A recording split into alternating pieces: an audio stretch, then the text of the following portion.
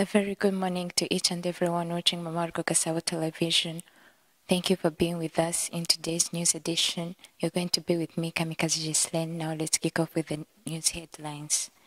Rwanda and Hungary signed cooperation agreement to promote sports. Prime Minister Nsengiyumva efforts to boost agriculture productivity. On the international scale, Copenhagen airport briefly shut down after unidentified drone sightings.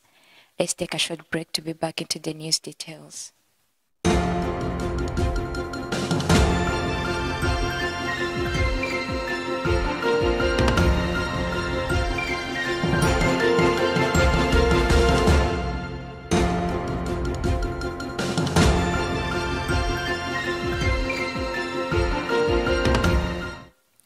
Welcome back. Let's start our news in Rwanda. Rwanda and Hungary have signed Memorandum of Understanding in the field of sports. The agreement was signed by Minister of Foreign Affairs and Cooperation, Ambassador Olivier Nduhungirehe, and Peter Sujato, Minister of Foreign Affairs and Trade in Hungary. In addition to these agreements signed in the United States of America, where the 80th United Nations General Assembly is about to convene, the two countries already cooperate in diplomacy, water management, education, and investment. There are also training agreements on the use of nuclear energy, the renovation and the expansion of the Karenjia hydroelectric dam in Ramagana district, and many others.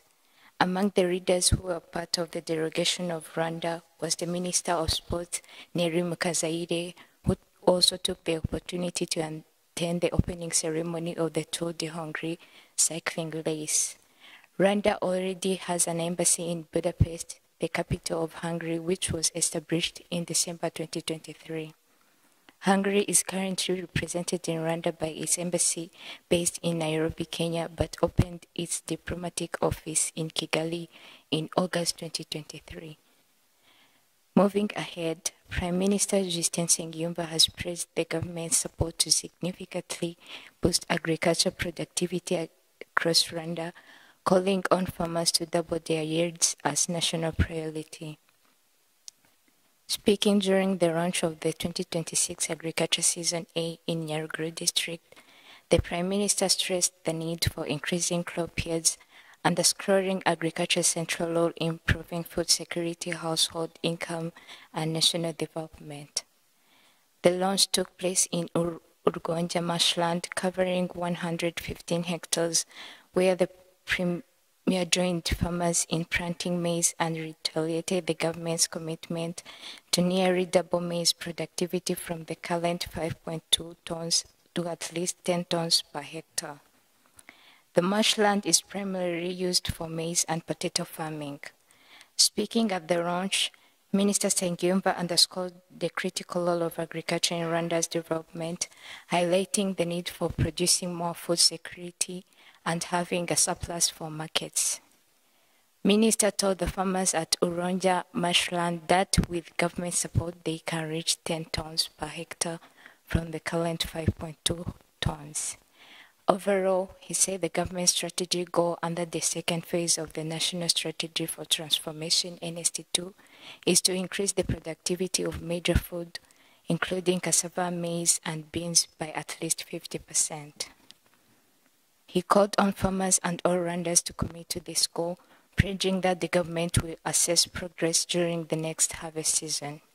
To reach the target, he outlined key actions which include cultivating all available arable land, whether hillside or marshland, using quality seeds, applying both organic and chemical fertilizers adequately, preparing for irrigation in case of drought or water shortages, and growing drought-resistant or short maturity crops when needed.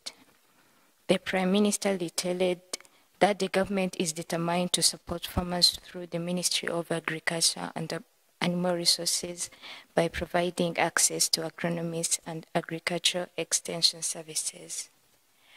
Now let's turn to this story.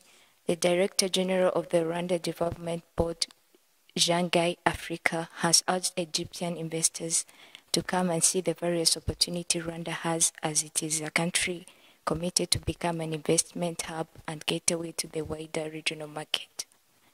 He reiterated that this on Monday, September 22, 2025, at the Rwanda-Egypt Business Forum held in Cairo, which aimed to continue attracting investors and strengthening economic ties between the two countries.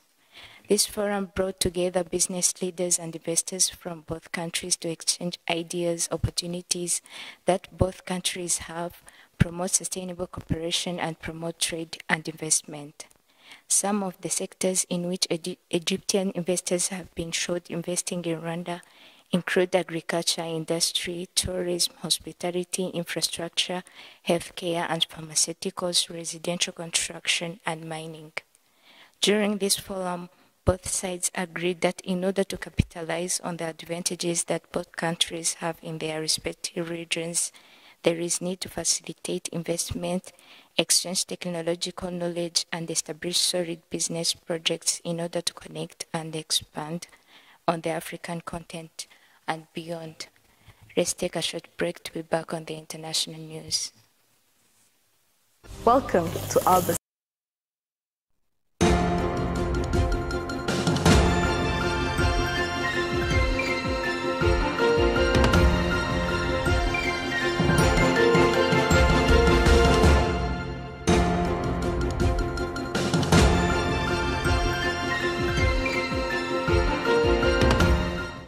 Welcome back. On the international scale, Copenhagen Airport resumed operation early Tuesday after drone sightings followed a suspension of flight overnight. Princess Mogisha proceeds. Let's start on the African news, where Kenya's president on Monday said that the situation in Haiti must be solved despite the logistics and resources issues associated with the multinational security support mission in Haiti. William Ruto spoke at a high-level meeting on Haiti during the United Nations General Assembly in New York. He said the biggest challenge the MCs faces is logistics, transport and support, and if that remains unpredictable, he's afraid that their next mission may suffer the same MCs, he added.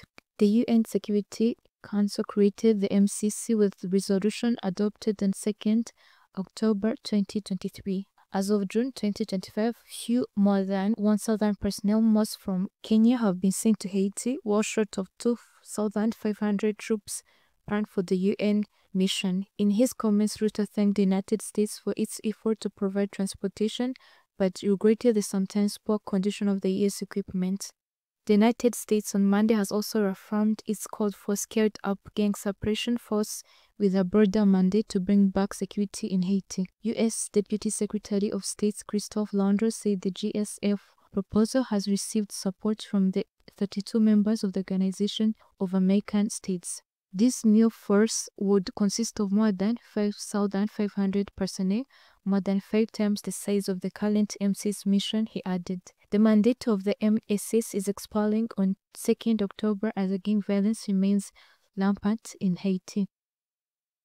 Proceeding on the international news, the high-level week of the 8th anniversary session of the United Nations General Assembly begins in New York on Tuesday with the participation of about 150 heads of the states and government, as well as the foreign ministers. Within a week, international leaders are set to discuss key global challenges, peace constellation, sustainable development, human rights protection, gender equality, artificial intelligence management, combating infectious diseases and mental disorders, as well as the effects of the climate change. The event is dedicated to 8th anniversary of the United Nations, and its central theme is Better Together 80 years and more for peace, development and human rights. Representative of 193 United Nations member states, observers from Vatican and the states of Palestine, as well as the European Union, will take part in the upcoming debates. Speeches will be delivered by the heads of the states, governments and international delegation. High-level session accompanied by hundreds of bilateral meetings and theme-tuned events on the sidelines of the assembly were held from September 23rd to 29th with a scheduled day off on Sunday. Concluding our international news, flights of Copenhagen Airport resumed earlier Tuesday after being suspended or diverted overnight because of the drone sightings. Police reported 2 of 3 large unidentified drones were seen Monday night, forcing outgoing flights at Scandinavia's largest airport to the grounded and other diverted to airports nearby. Local media show a significant police presence in the vicinity of the airport. A drone incident the same evening at Oslo, Norway airport forced all traffic to move one runway, according to Norwegian broadcast, and NRK traffic later returned to the normal and it's unclear who was responsible. Security concerns in the northern Europe are heightened following an increase in the Russian sabotage activities and multiple drones and the fighter jet inclusions into NATO airspace in the recent weeks. Princess Mugisha, Mama wa Gasabo TV. As we come to the end of today's news edition, let's remind you of the top stories that we discussed. Rwanda and Hungary signed cooperation agreement to promote sports. Prime Minister Nsengiyumva efforts to boost agricultural productivity. On the international scale, Copenhagen airport briefly shut down after unidentified drone sightings. And this marks the end of today's news edition. Stay tuned.